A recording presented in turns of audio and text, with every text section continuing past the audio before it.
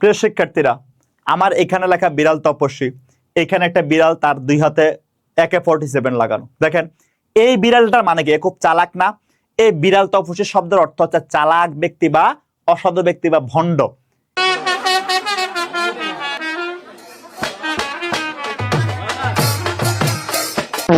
এই বিড়াল তপস্বী শব্দটা কোত্থেকে আসছে?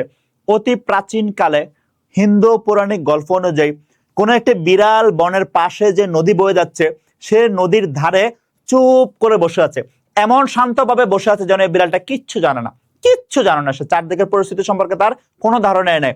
তার এ সহজ সরল ভাব দেখে বনের ইঁদুর এবং বনের পাখিরা নিচে নামে আসে এবং নদীর মাছেরা তাকে দেখে, তার সহজ সরল ভাব দেখে নদীর পাড়ের দিকে আসে।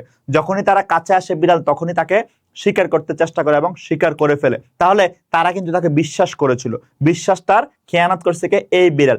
এই যে ভণ্ডরূপ ধারণ করে অবুঝ সাজা, এই ব্যাপারটাকে আমরা বিড়াল তপস্বী বলি। এই ব্যাপারটাকে কি বলে? আমরা বিড়াল তপস্বী বলি। তাহলে আমরা কথায় কথা বলি না সে বিড়াল তপস্বীর মতো ভাব ধরে আছে, তার মানে কি?